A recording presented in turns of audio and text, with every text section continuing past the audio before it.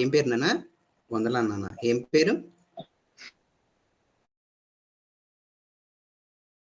వివేక్ సుందర్, ప్రజ్ఞ వివేక్ అన్న, ఇద్దరు పిల్లలు. Very good. అంటే మీకు తెలిసిన దాన్ని వెరీ గుడ్. అంటే మీకు తెలిసిన దాన్ని ఎవరితో ఒకరితో చెప్పాలి కదా, అలా చెప్పారా? ఎవరికి చెప్పారు? వివేక్ సుందర్ ఎవరికి చెప్పారు నాన్న?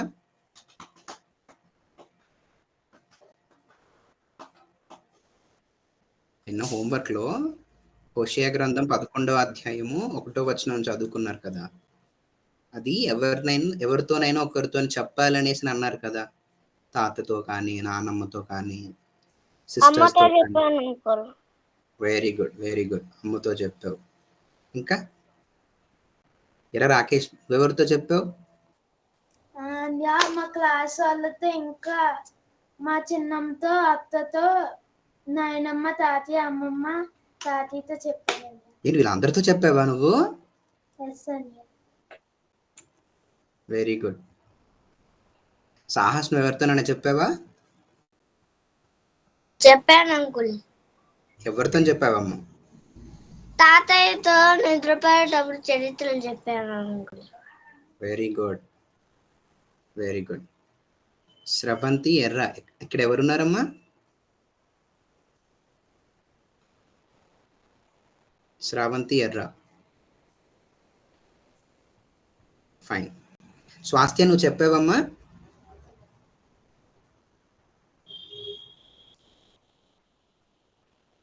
నేను నేర్చుకున్న విషయాన్ని ఎవరితోనైనా ఒకరితో చెప్పాలి అని అన్నారు కదా, చెప్పావు ఎవరితోనైనా? నీ సౌండ్ ఏమి వినిపించట్లేదమ్మా. ఇప్పుడు వినిపిస్తుందా? ఇప్పుడు వినిపిస్తుంది. చెప్పానన్నయ్య, మమ్మీతో, డాడీతో, స్కూల్లో మేడంతో, ఫ్రెండ్తో చెప్పానన్నయ్య. Oh very good, very good. So ఈరోజు మనము అంటే నిన్నటి క్లాస్కి మనం కంటిన్యూగా నేర్చుకుందాం. నిన్న ఏం నేర్చుకున్నామనంటే, యేసుక్రీస్తు వారు ఐగుప్తు దేశంలోకి వెళ్ళాలని ఆల్రెడీ ఒక ప్రవచనం ఉంది. ఆ ప్రవచనం ప్రకారంగానే ఆయన ఐగుప్తు దేశానికి వెళ్ళాడు అనేసి మత్తయి సువార్త 2వ అధ్యాయం 14-15 వచనాలలో ఉంది. అక్కడ ఏముంది అని అంటే, అప్పుడు అతడు లేచి రాత్రివేళ శిశువును తల్లిని తోడుకొని ఐగుప్తునకు వెళ్ళి, ఐగుప్తులో నుండి నా కుమారుని పిలిచి తిని అని ప్రవక్తల ద్వారా ప్రభువు సెలవిచ్చిన మాట నెరవేరునట్లు ఆ విధంగా జరిగింది అని చదువుకున్నాం. సో ఆ ప్రవక్త ఎవరు? జస్ట్ మీరు ఎలా చెయ్యెత్తితే నేను అడుగుతాను, మీరు చెప్తారు. వెరీ గుడ్ మా. కానీ నేను అడగలేదు కదా మీరు చెప్పాలి అనేసి. నేను ఎవరిని చెప్పమంటే వాళ్ళే చెప్పాలి. మీకు తెలిస్తే వెరీ గుడ్. హోషేయ చెప్పాడు. ఏమని చెప్పాడు అని అంటే, నేను నిన్న నేర్చుకున్నారు కదా ఏమేం చెప్పారు ఏంటి అన్నది. Very good. సో ఇక్కడ ఈరోజు మనం దాని కంటిన్యూషన్లో అక్కడ ఏముంది అని, ప్రవక్తల ద్వారా ప్రభు సెలవిచ్చిన మాట నెరవేరబడినట్లు హేరోదు మరణం వరకు అక్కడే ఉన్నాడు అని ఉంది. అక్కడ ఎవరున్నారు? ఐగుప్తులో ప్రభు సెలవిచ్చిన మాట నెరవేరబడినట్లు హేరోదు మరణం వరకు అక్కడే ఉండేను అని ఉంది కదా. అక్కడ ఎవరున్నారు మరి? ఎవరు చెప్తారు?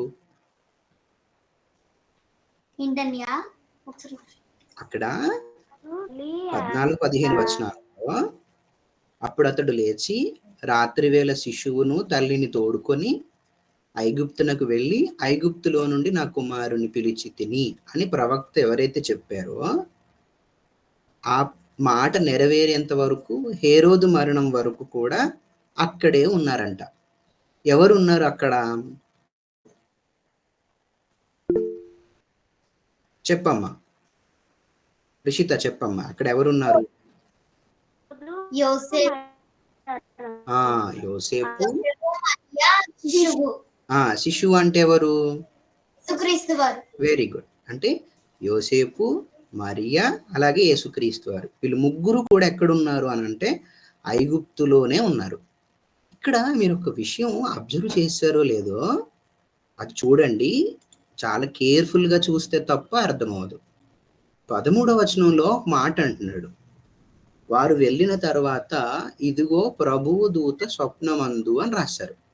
ప్రభువు దూత అని ఉంది కదా, కానీ అదే మళ్ళీ 15వ వచనంకి వచ్చేసరికి అక్కడ ఏమంటున్నాడు, చివరిలో అని ప్రవక్తల ద్వారా ప్రభువు సెలవిచ్చిన మాట అన్నారు.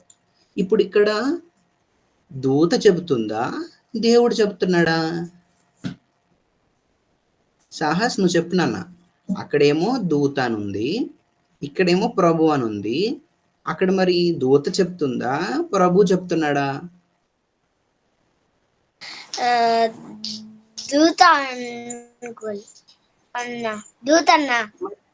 మరి దూత అని చెప్తే మరి ఇక్కడేమో ప్రభు సెలవిచ్చిన మాట నెరవేరబడినట్లు అలా జరిగింది అంటున్నాడు కదా. సో ఇక్కడ మీరు అబ్జర్వ్ చేయాలి, బైబిల్ చదివేటప్పుడు చాలా చాలా అబ్జర్వేటివ్గా చదవాలి. సో అలాగే మనం ముందుకు వెళ్తే, కొద్ది పైకి వెళ్తే 2వ అధ్యాయం ఒక్కసారి చూద్దాం. ఒకసారి మనం స్టార్టింగ్లోకి వెళ్దాము. మత్తయి సువార్త 1వ అధ్యాయము 20వ వచనం. మత్తయి సువార్త 1వ అధ్యాయం 20వ వచనం. మత్తయి సువార్త 1వ అధ్యాయం 20వ వచనం.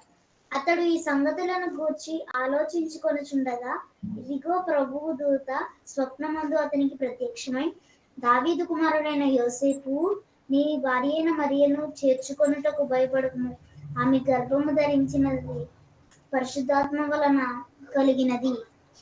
చాలమ్మా, ఇక్కడ ప్రభు దూత స్వప్నమందు కనబడింది. ఎవరికి? మరియమ్మ గారికి. ఓకే, అంతేనా? కాదు, యోసేపు గారికి స్వప్నమందు ప్రభు దూత కనబడింది. మళ్ళీ అదే దూత మనకి మళ్ళీ ఇప్పుడు మనం చూసుకుంటున్న సందర్భంలో కనబడుతుంది. 13వ వచనంలో వారు వెళ్ళిన తర్వాత ఇదిగో ప్రభు దూత స్వప్నమందు యోసేపునకు ప్రత్యక్షమైంది. సో ఇక్కడ 2 సార్లు యోసేపుకి ప్రభు దూత కలలో కనిపించింది. కలలో కనిపించి ఇన్ఫర్మేషన్ ఇస్తుంది. ఇక్కడ ఇన్ఫర్మేషన్ తీసుకొచ్చేది ఎవరు? దూత. ఎవరు? దూత. ప్రభు దూత ఇన్ఫర్మేషన్ తీసుకొస్తుంది. కానీ ఇక్కడ అబ్జర్వ్ చేశారా, చివర్లో 14-15 వచనాలు ఏమంటున్నాడు? అప్పుడు అతడు లేచి రాత్రి వేళ శిశువును తల్లిని తోడుకొని పోయి ఐగుప్తునకు వెళ్ళి ఐగుప్తులో నుండి నా కుమారుని పిలిచి తిని అని ప్రవక్తల ద్వారా ప్రభు సెలవిచ్చిన మాట నెరవేరబడినట్లు అని రాశారు. అంటే ఇక్కడ చెప్పింది ఎవరు? దేవుడు చెప్తున్నాడు. అంటే ఇప్పుడు ఇక్కడ మీరు ఆలోచించండి, దేవుడు చెప్తున్నాడా, దూత చెప్తుందా?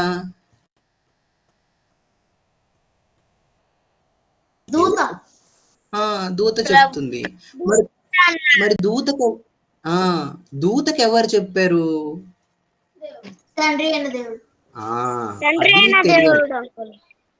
ఒకవేళ దూతకు దేవుడు చెప్పలేదనుకో, దూత చెప్తాదా?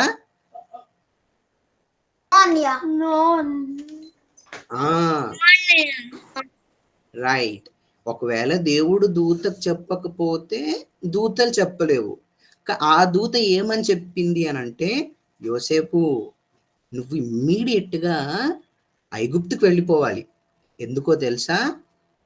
నువ్వు వెళ్ళలేదనుకో, యేసుక్రీస్తు వారు చిన్నగా ఉన్నప్పుడు శిశువు అన్నారు కదా, ఆ శిశువుని హేరోదు చంపాలనుకుంటున్నాడు. సో చంపాలనుకుంటున్నవాడు కదా, మరి మీరు వెళ్ళాలి అని దూత చెప్పినప్పుడు ఒకవేళ యోసేపు వినకపోతే ఏమై ఉండేది? ఒకవేళ దూత చెప్పిన సంగతి యోసేపు వినలేదనుకో, ఏం జరిగి ఉండేది? యేసుక్రీస్తు వారు చంపేవారు. ఎందుకు? హేరోదు చంపేవాడు కదా, హేరోదు చంపేవాడు. అంటే ఇప్పుడు దూత ఇన్ఫర్మేషన్ ఇస్తుంది అని అంటే మనకి ఎవరు చెప్తున్నారని అర్థం? Very good. అదేనన్నా దేవదూత మనకి ఇన్ఫర్మేషన్ ఇస్తుంది అని అంటే డైరెక్ట్ గా కాకుండా ఇండైరెక్ట్ గా మనకి ఎవరు ఇన్ఫర్మేషన్ ఇస్తున్నారు? దేవుడు. దేవుడు మనకి ఇన్ఫర్మేషన్ ఇస్తున్నాడు. ఎందుకంటే దేవుడు దేవదూతకి ఇన్ఫర్మేషన్ ఇవ్వలేదు అనుకో, దూత మనకు చెప్తుందా?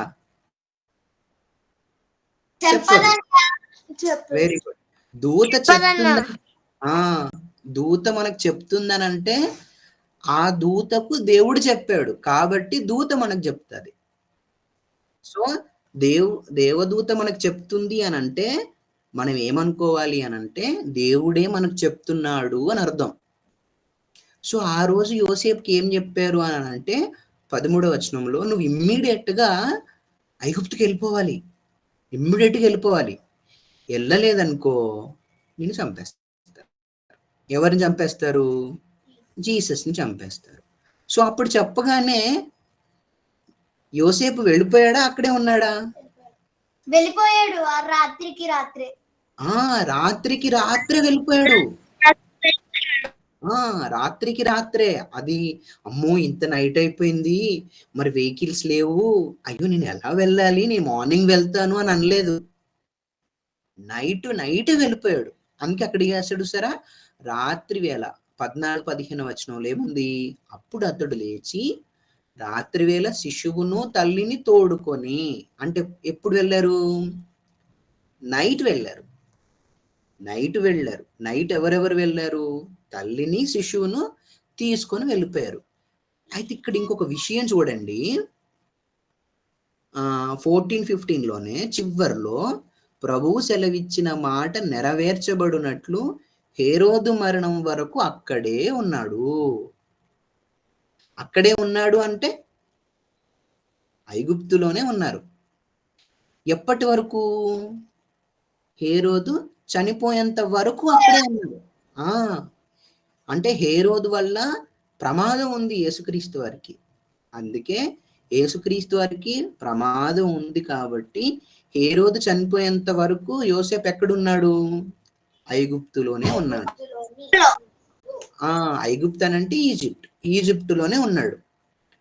సో ఇక్కడ మీరు ఒక ఇన్ఫర్మేషన్ జాగ్రత్తగా అబ్జర్వ్ చేయాలి. ఏంటి? మన మేలు కోరి మన పేరెంట్స్ మనకు మంచి చెప్తారు. మంచి చెప్తున్నారు అని అంటే దేవుడు చెప్తే కదా పేరెంట్స్ మనకు మంచి చెప్తారు. సో ఆ మంచి దేవుడు చెప్పమన్నాడు కాబట్టి పేరెంట్స్ చెప్తున్నారు. సో ఇప్పుడు దేవుడు మాట వింటున్నారా, వినట్లేదా మీరు? Very good. వింటే వెరీ గుడ్. ఒకవేళ మీరు వినలేదనుకో మీరు డేంజర్ జోన్లో ఎవరు పడతారు? వినని వారే డేంజర్ జోన్ లో పడతారు. వింటే సేఫ్ జోన్ లో ఉంటారు. అక్కడ దేవదూత ఏమని చెప్పింది?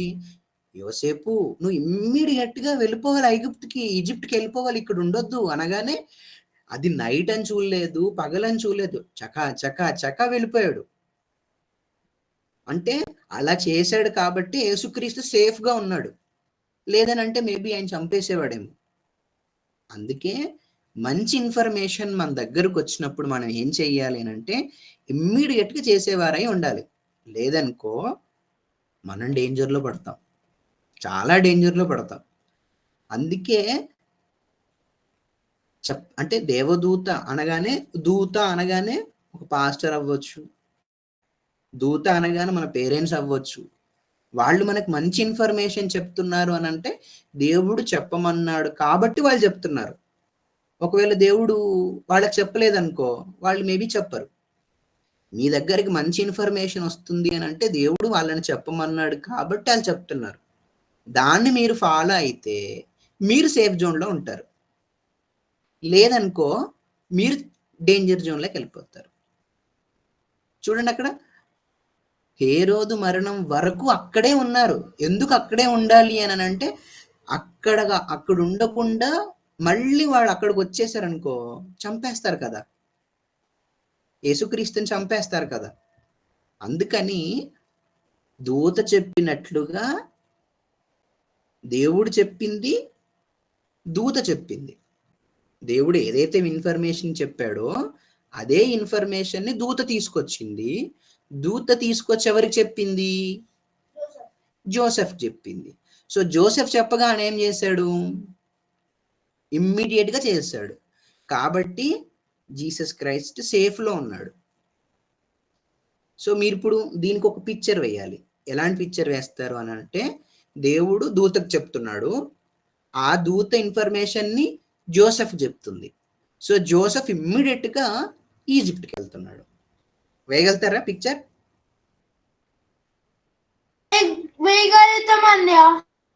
ఇంకెవరు వేస్తారు? వెరీ గుడ్, జేసన్ కూడా వేస్తాడు. వెరీ గుడ్, స్వాస్తి కూడా వేస్తుంది. మీకు అర్థమైందా ఎలాంటి పిక్చర్ వేయాలని అంటే? దేవుడు దూతకి ఇన్ఫర్మేషన్ ఇస్తున్నాడు, ఆ దూత తీసుకొచ్చి ఇన్ఫర్మేషన్ ని జోసెఫ్ చెప్తుంది. ఆ జోసెఫ్ ఏం చేశాడు? విని వదిలేశాడా? తర్వాత చూద్దాంలే, ఇప్పుడే వద్దులే, మార్నింగ్ చూద్దాంలే, మీరు చెప్పారు కానీ ఇంకా అది అవ్వదులే అని అన్నాడా? అనలేదు. అది నైట్ టైం. అమ్మో నైట్ టైం అయితే ఎలా? అప్పుడు ఇప్పట్లాగా చాలా బస్సెస్, వెహికల్స్ ఉన్నాయి అప్పుడు ఏమైనా? అప్పుడు చాలా చెట్లు ఉండేవి, చాలా చీకటి ఉండేది, లైట్స్ ఉండేవి కాదు. అయినా కూడా రాత్రని కూడా చూడలేదు ఆయన. చక్కచకా వెళ్ళిపోయాడు. ఎందుకు వెళ్ళిపోయాడు? అమ్మో దేవుడు చెప్పాడంటే మనం నమ్మాలా నమ్మొద్దా? దేవుడు చెప్పాడనంటే దేవుడు ఊరికే చెప్తాడా? దేవుడు చెప్పాడు అని అంటే దాని వెనకాల రీజన్ ఉంటది కదా. అందుకే అమ్మో దేవుడు చెప్పాడు కాబట్టి మనం త్వరగా వెళ్ళిపోవాలి, లేదనంటే బేబీ జీసస్ క్రైస్ట్ కి చాలా డేంజర్ ఉంది అనేసి చక్కగా వెళ్ళిపోయాడు. సో మనం కూడా ఒక ఇన్ఫర్మేషన్ మన దగ్గరకు వస్తే దాన్ని ఇమ్మీడియట్ గా యాక్సెప్ట్ చేసి వెంటనే చెయ్యాలి. లేదంటే డేంజర్ జోన్లు ఎవరు పడతారు? మీరే పడతారు. ఒకవేళ నిజంగా చేశారనుకోండి, ఆ డేంజర్ జోన్ లో నుంచి బయటకు ఎవరు వస్తారు? మీరే వస్తారు. సో ఇప్పుడు మీకు హోంవర్క్ ఏంటంటే,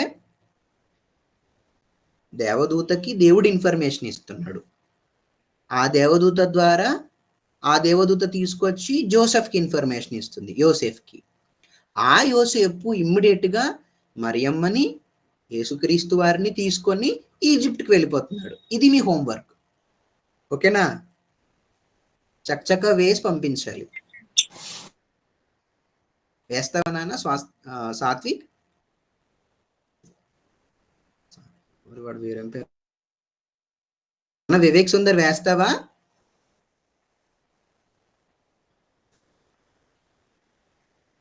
ఓకే. ఇతను ఎవరు? కృపానంద్ వేస్తావా? ట్రై చెయ్యాలి. రైట్. సో నెక్స్ట్ క్లాస్ మనం నెక్స్ట్ వీక్ చూసుకుందాం. Elder class will start at by 7:45.